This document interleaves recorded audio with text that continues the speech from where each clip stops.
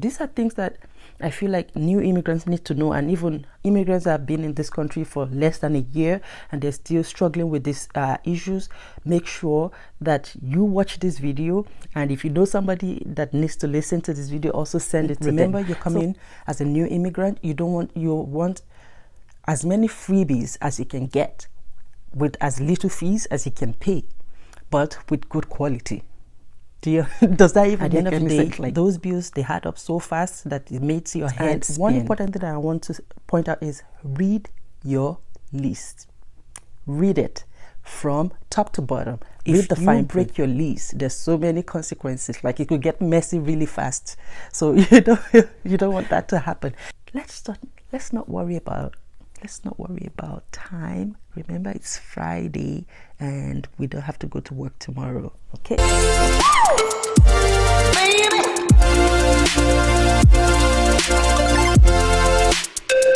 Hello everybody, welcome back to my channel. It's that proud black woman again, and thank you for tuning in.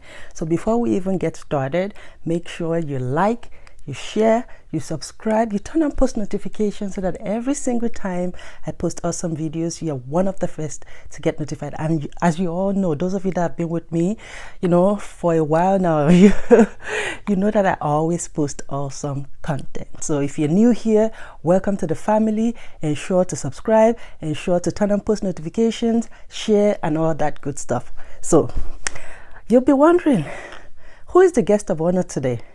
Yeah, Panda.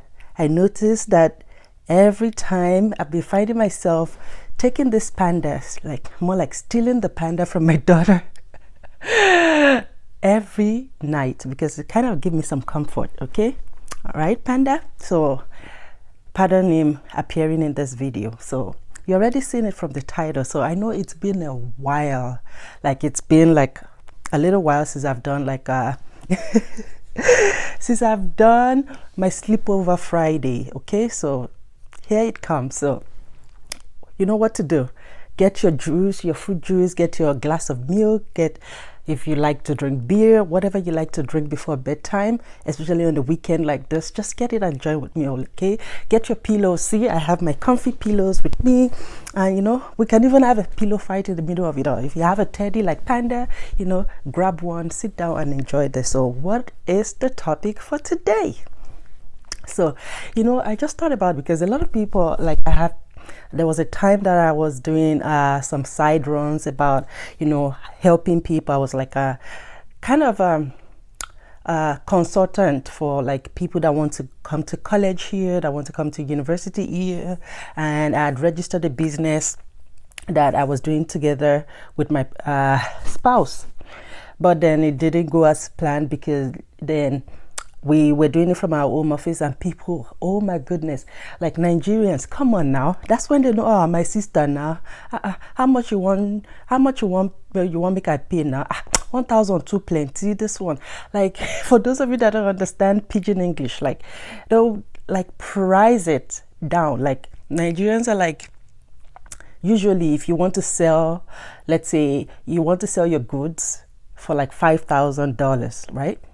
It's better to call it for them 15,000, because every normal Nigerian, the way we were taught is you cut it down 70%. So if somebody tells you, oh, okay, my goods are for 5,000, you'd be like, okay, good. Can I pay $1,000? So, but then I didn't do that, because maybe I've been out of Nigeria for too long. But when they call me, I'll be like, you know what? Apart from me, helping, doing this as a side gig, I would also like to help people. So instead of getting $4,000, $3,000, I'll say, okay, pay $1,000. Believe you me, they will still be pricing it. They'll price my services to $500. And even with the $500, they would make you talk and talk and talk. And then at the end of the day, you're expecting money, they don't show up. And then they just go silent for a while. So I got fed up of it, because it was getting on my last nerves. So I just stopped it for a while. I don't know, maybe I'll, when I start seeing customers, maybe I'll go back to it, because my business is still registered, and we'll see how it goes. But anyway, one question that I kept getting from people would be, as new immigrants, how do you get housing? How do you get accommodation? How do you rent houses? Because for me personally, when I just came, I didn't have anybody to talk to. Like my auntie that I came to stay with for a little while. She's been in this country for like donkey years, so she doesn't really know much, and she owns her own house, so she doesn't really know much about it. So I did have like people to guide me as to what to look for in housing, as to like the reasonable pricing, and as to like the things to, like just the documentations to have to make it easy for you to transition, right? Especially as a new immigrant to the country. So this is what is going to be like our pillow talk for today. So one important thing I would say is find somebody that has been on ground. What do I mean by that? So for example, when I was coming, I didn't know anybody else. Like I didn't connect with anybody apart from my family members that I was coming to meet, my auntie and her family, right? But like if I had known maybe old schoolmates, or let's say old family friends, or people that are also like maybe fresh 3, 4, 5 years in the country, they could like put me through, you know, as to the areas that are good, that are less expensive, the documentations to have. Because one thing that you need to know in Canada is you have credit history is everything. That was not what we learned in Nigeria. And for me, I didn't even come straight from Nigeria. I was living in Europe, and credit history wasn't like so important. What was important when I was in Europe was like you must have a job. They always like for you to have a job, and if you don't have a job, you must have like some strong reference, at least 2 references, that you are of good character and you're not going to, you know, up and leave the house in disarray or in whatever situation. So but here you have to have credit history. And how do you have credit history if you just came into the country? So it was quite difficult for me to get an apartment. So there are 2 ways for you to beat that. So one of it is actually, first of all, I would say find an apartment or a basement. If you're looking for a house, most of the time people don't trust you. They don't know you. Like, put yourself in their shoes. They don't know you, right? So they won't be just, you know, giving you their house without you having a job, without you having credit history, without you having like been in the country for so long. So I would advise get an apartment building, and then when you start building your credit history and when you have jobs and whatever, then you can transition to a new like a more comfortable place. But there are so many apartments that are really comfortable as well. Or you can get a basement apartment for people that are, you know, they're trying to ease up on the bill, like on their mortgage bills that comes in every month, and they would like to like rent out their apartment to students or to new immigrants or to people like they just want to make that extra income to help them to pay off their mortgage. So that's an option. Another option is like, even with those ones, they still don't trust you because they need their money and they don't want to have to be, you know, going to landlord and tenancy board and they're spending all the money on lawyers and stuff like that. So they, most of the time, I would say prepare to pay between 3 to 6 months upfront of rent. For us, it was 4 months that we had to pay. Plus, there's something called security deposit, and it's usually equivalent of a month's rent. So, in other words, we had to pay 5 months' rent. And before that, like prior to that, for months, we were looking for houses because we would give them like reference letters and stuff. But then they'll call us and say, oh, yeah, sorry, we already found somebody else. And it was like so difficult until we were able to get a guarantor. So, thank God for the realtor that time. He agreed to co-signed the lease with us, and at the same time we had to pay 4 months up front, so we were able to get a 1-bedroom apartment. And at that time it was me, my spouse, and we just had a little baby, so it was convenient for at least the first 2 years of our stay in Canada.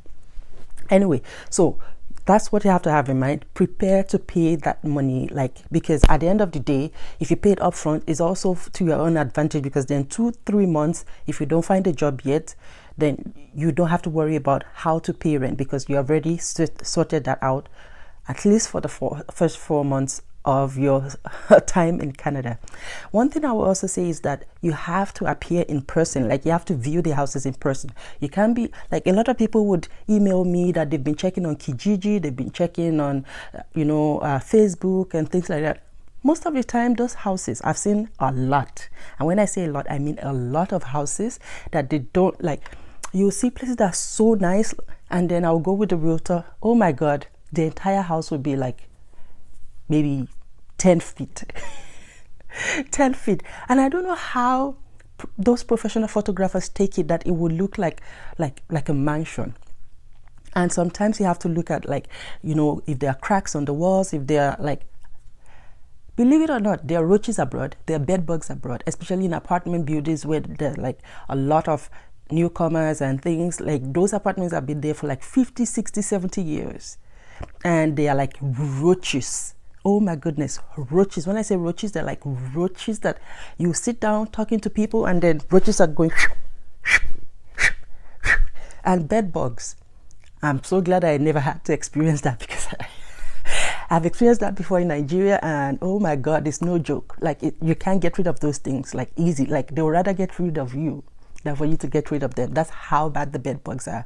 And I remember that back in Nigeria, we used to, like, when I was little, we used to use kerosene so that we'll put it on the eggs, because you can't break the eggs. They're like very hard, so we have to put kerosene on them so that they don't end up hatching. Do you get it? So it was like, it took us years, and it took one person. We had a visitor that brought it into our house, and it spread like wildfire. So I don't even want to experience. I'm not even abroad. Why did I come abroad if I'm still going to be seeing roaches and bed bugs and things like? Come on, girl. Anyway, before I deviate again, because I'm always deviating. So make sure that you check all those things out. Check for cracks. Check for if you see there's some jelly things that they put on the wall. You know that, yeah, they've been trying to get rid of roaches or whatever. Because when you start seeing those things and like some insect glue and things like that, you have to beware. If you have any cracks on the wall, make sure you point it out to the realtor, because remember the security deposit that I talked about in the beginning. By the time you want to move out of the house and they come to inspect and they see those cracks, it will be difficult to convince them that it has been there before you moved in. So it's better you point it out and then let that like be on the record. So there are different types of places. As I said, if you're a newcomer, your best bet might be apartment buildings. It might be basement as well. It will be a little bit difficult getting into houses or townhouses or condos, except if it's like an apartment, a condo where you share an apartment with other people. So some people would actually be the renters of that apartment, and then they will rent it, like they will be the major renter, then they will sublease it to other people so that it will be easy for them to pay off the monthly rent. So you could get that, but if you want to get it on your own from a landlord or from a realtor, it's difficult. But there's something called having co-signing a lease or having a guarantor. So the guarantor must have been in the country, must have had good credit history. So it's like they're putting all their documentation as if they're the one renting the house. They're signing as if they'll be living there with you, so that in case you default, they will be on the hook for it. So sometimes it's difficult to find somebody that will want to co-sign a lease with you or be a guarantor, because then, especially if they are not your family members, like they don't want to do it. And I could understand, because I might not be able to do it for you either. So friends, I'm sorry if you're watching this, don't ask me to co-sign anything, please, because already the problems that we are trying to solve in our lives, we don't want to bring other people's problems, because anyway.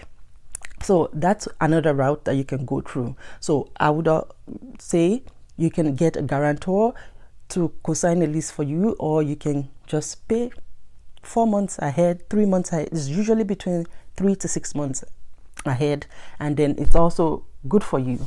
So another thing that I would like to talk about is that when you get an apartment, you know, I've said make sure that you go view the apartment yourself, or if you have somebody on ground that can help you view, so that when you come, you just move into the apartment. If you come, you got an apartment online, you move in straight away and everything is fine, wow, you must be one of the really, really lucky ones that everything went so smooth.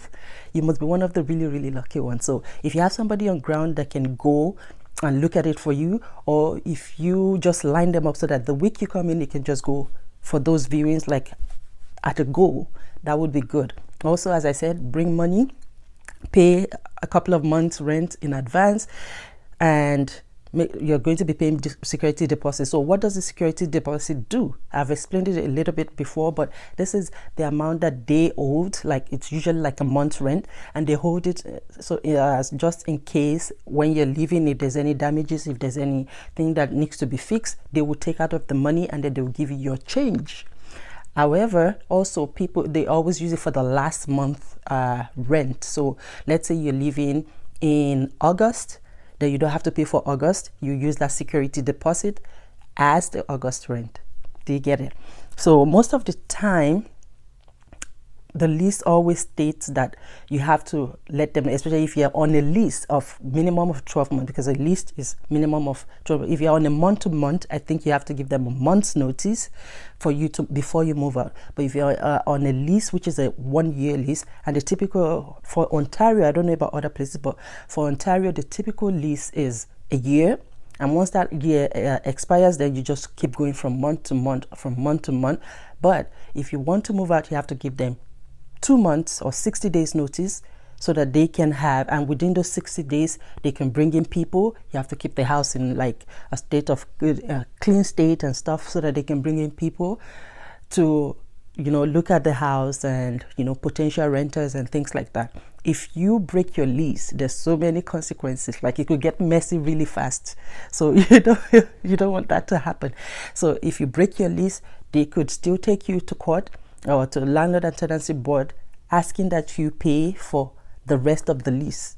So especially if you're, let's say, they might ask you to pay for the remaining 2 months, or the 2 months that you should have asked, that you should have given them notice of. They might ask you to pay, and the tenancy board might actually grant that you pay that. So you don't want to, so at the end of the day, what's the point? You're paying for what you're not going to be using. So, and immediately they get paid, they might find somebody else that will rent, so they're getting paid twice for the same apartment. So guess who's at the losing end? It's you. So that's why you have to do your due diligence from the beginning before you rent a place. And one important thing that I want to point out is read your lease. Read it from top to bottom. Read the fine print. Let me give you an example. So here where I live now, I remember when I was going to move in, so we used to live in a 1-bedroom apartment, and then we're like, okay, we've got better jobs, we're getting more money. Why do we have to live in one bedroom apartment? Because then when our parents come visiting, or siblings come visiting, then somebody has to sleep in the sitting room. We had a pull-out sofa where they would sleep, and it was like, come on, we've been in this country for how long? We can't be doing that. So we got a 3-bedroom apartment, house where we live. But then when we got the place, I told the landlord to send me the lease. And trust me, I'm a lawyer. I'm going to like really read the fine print, because imagine how it would look on me if I didn't read it and I sign it, and then later on I find something wrong. I'm like, So anyway, this man had written all kind of nonsense, all kinds of BS in there. Like, for example, he said no noise whatsoever after 11 p.m. I'm like, because it's a duplex, right? So he lives in one apartment and in the house, and I live in the other. So I actually live upstairs, because it's like separate, and then he lives downstairs with his wife and his older guy, retired and stuff. And it was like, no noise, absolutely no noise after 11 p.m. and that how we have, like, he wrote a whole bunch of things in there. I'm like, no way, Jose. Why would I, like, what do you mean? Like, what's your definition of no noise? Is it that if I'm watching TV, I have to turn it off? Like, and then he wrote something about he has to come into the apartment at least once every 2 months to check the state of repairs. I'm like, what? That's not even legal. Like, so I sent him a message. I said, there's no way in heavens that I'm going to be signing any of that. You have to get me a standard lease, send it to me, and then I would sign and send it back to you. And then later on, I think he felt bad, and I think he has shown some of his children. He confessed and said, yeah, he showed it to his children, but because he's been burnt in the past by other tenants and stuff, and that he showed it to his son, and his son said, yeah, there's no way in heavens he's going to be signing something like that as well. So he found me a standard lease. I read it through, and then I gave him, signed and gave it, because if I hadn't read it, one of these days I'll just see him knocking on my door. Well, I have to come in because every 2 months I have to check the state of repairs. He even wrote something like, I have to have area rugs on the corridor, I have to have area rugs on under my dining table where the sitting room is, I have to have rugs everywhere. The house is carpeted. Why do I still need area rugs? Like, how silly is that? And then, like, he just wrote a whole bunch of nonsense, and I was like, No way. And I think because they've seen me as an immigrant, they're like, oh, good, we can, like, this person won't know what she's doing, so we can use that opportunity. I don't care if I came yesterday. I don't care if I haven't even arrived yet and I'm coming tomorrow. You can't, like, because I've done my due diligence, I know what it is, and I've lived somewhere else before coming here. And I didn't just come from Nigeria anyway. I came from another Western world to this place. So, boy, you aren't going to be playing games with me. Anyway, so make sure that you check your lease out properly. If you cannot, like, check it out yourself, you can give it to somebody else to look at it for you, to review it for you. Or if you have some change, you can decide to give it to a lawyer to, like, look at the lease for you and all of that. So one thing that I would also want to point out is there are some apartment buildings or some basement that would cover the fees, like it will be all inclusive. What does all inclusive mean? It means it covers water, waste, heat, maybe even cable TV, internet, things like that. You want to look at that, because then remember, you're coming as a new immigrant. You want as many freebies as you can get with as little fees as you can pay, but with good quality. Does that even make any sense? Like, you want to get the best value for your money. So as little, if you can pay everything at once, that would be good. I know that a lot of apartment building does that, and I know that a lot of basements does that. But if you're getting a house, there's no house that's all inclusive. But some houses, like in this house, our water is included, our waste is included, but we have our own meter for our own electricity, so we have to pay for that. We have to pay for our own cables, we have to pay for our own internet. But water and heat is inclusive. So that's one thing that you have to know. What is included in your rent? Is it just renting out the space for you? Does it include water? Does it include, like, waste? Does it include heat? Does it include all other things? Or does it include every other, like, or does it not include anything? Because at the end of the day, if it's like just renting out the space for you, then you have to think about how you're going to pay for your own heat, especially in the winter days. How you're going to pay for your cooling in the summer days when it's extremely hot and humid. You have to think about buying internet. You have to think about every other thing. So at the end of the day, those bills, they add up so fast that it makes your head spin. So you want to look for things that, like, even if they're not all inclusive, they have, like, a lot of the major amenities that will easily rack up money. You want those to be included. Especially, I would suggest heat, water, and probably heat, water. If you get electricity, that's fine, but those three, really good. Get that, and you know that you're only paying for your own internet, and you're only paying for, you don't have to have cable TV. You can buy an antenna. I used to have cable TV, and the funny part is I was paying $180 every month, and I didn't ever get the time to sit down and watch it. And my spouse would always say, why are you, like, let's just cut it off? And I'm like, I might want to sit down and watch it, but did I ever watch it? No. So I just thought, you know what, let's just cut it off. So we only paid for internet, and I bought indoor antenna, and we get about 7 channels. Most of the time, even the 7 channels I don't watch, because I'm always watching YouTube and all of that.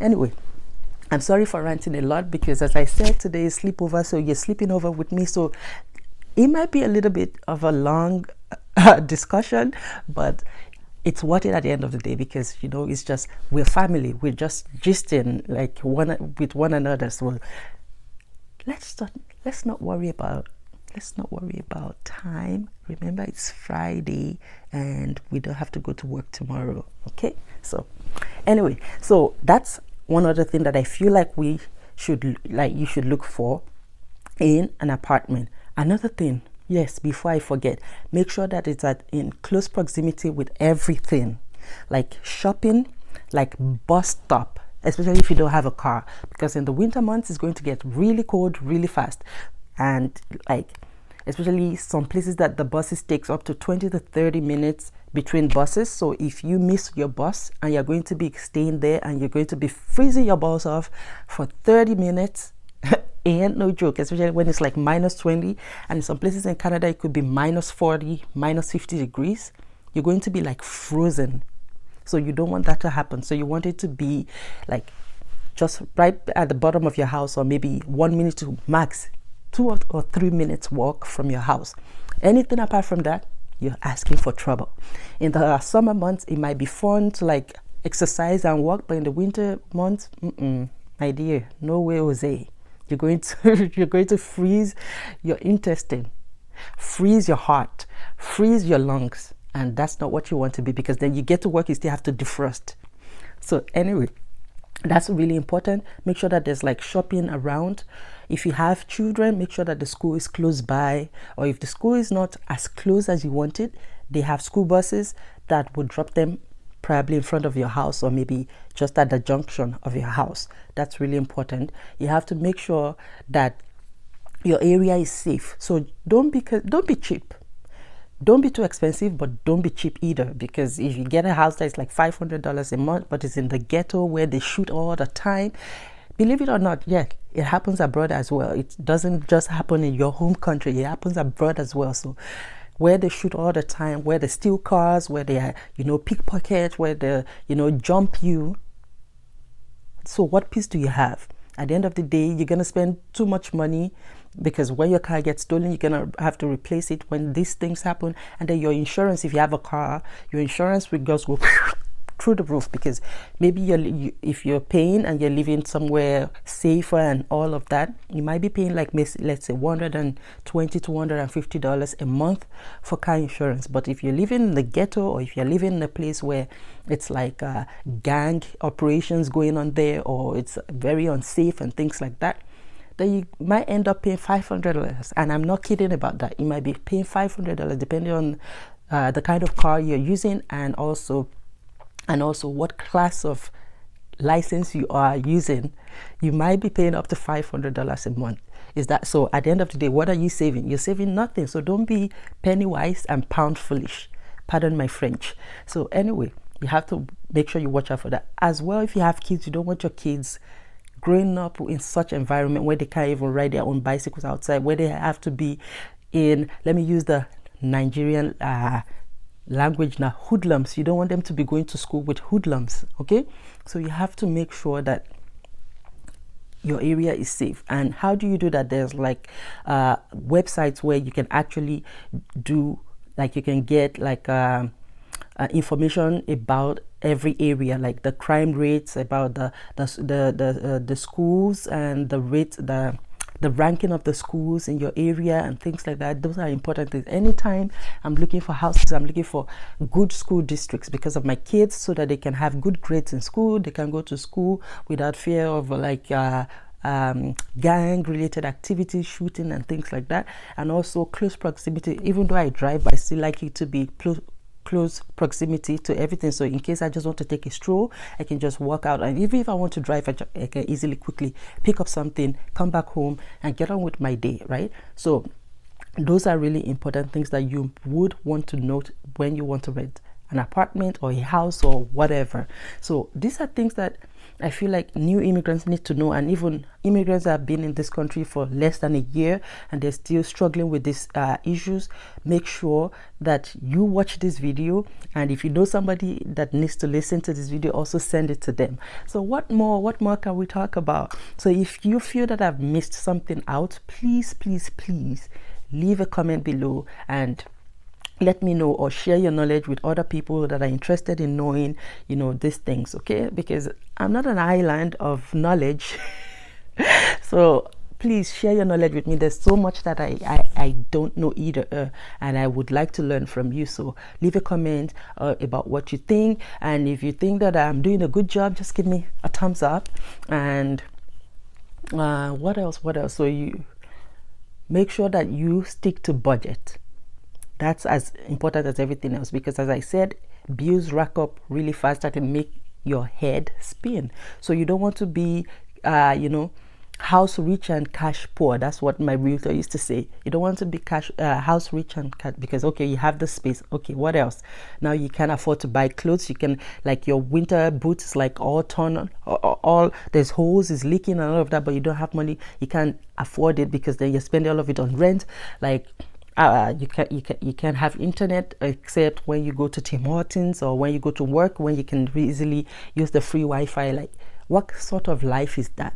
You should be able to sit at home and binge watch whatever, Netflix, TV, whatever you want to do, right, without worrying about money. So you have to make sure you stick to budget. So how much do you want to spend per month? So let's say you want to spend $2,000 per month. So you have to be looking for a house of like 1.2 to 1.5, right? Which is reasonable. Then you have 500 for all other bills, and as well as shopping, depending on the size of your family. If your family is more than 4, my dear, for the month, that means you're looking for a house of like 1,200, and then you have 800 to be able to feed your family, to be able to pay for a bus ticket for the entire month, or to be able to fuel your car and things like that, you know, buy gas. And also once in a while, when you know you just want to go to a restaurant to like treat yourself, or you want to go to the spa to do mani-pedi, or you just want to, you know, treat yourself to like a little bit of shopping, you still be able to do that within your $2,000 budget. But if you think that, well, this house is so nice and blah blah blah, and you're worried about what your friends will say because you don't have a 4-bedroom apartment, and then you spend 1,800 to rent that apartment, and then at the end of the day you only have $200, then all you can afford is maybe bus ticket for the month, and then maybe gari and and maybe a big sack of potatoes, and that's all you eat all through the month, and then you look like somebody that has kwashiorkor. For those of you that don't know what kwashiorkor is, it's like some disease that people used to have. I don't know if that still happens now, but in the past, when you know there was people were starving and things like that, like they would have kwashiorkor, like little kids, and they would have thin hands, thin legs, but gigantic stomach. Yeah, that's kwashiorkor. So you're gonna look like that. So of what good are you if you cannot enjoy yourself in a new country where there's supposed to be greener pastures, where there's supposed to be more opportunities for you, and now you're suffering yourself more than you were doing when you were back home? So anyway, so I think that that's all that I have off the top of my head. And if you, as I said before, if you think that I've missed anything else, please leave a comment down below. And if you like this video, you know, give a thumbs up. Remember, you can give me ideas of what you want me to, because you guys have not been doing that. Like, I've just been like going rogue here, doing whatever I want. Like, I want you to give me cues. I want you to let me know what you want me to do videos about. Please do that, okay? Do that so that I know exactly what my audience want, because all the time I ask, but then nobody leaves me any message. Nobody leaves comments about it. So please, okay, don't let me just be doing this on my own. Okay, we are a family. Let's grow this channel together. So before you even run away from this video, remember, if you haven't subscribed, subscribe, comment, share. That's really important. Share it to family, friends, frenemies, enemies, everybody you can share it to. Just share it, like, you know, spam the comment section with what you want me to, like what kind of videos you want to see from me, vlogs, whatever, challenges.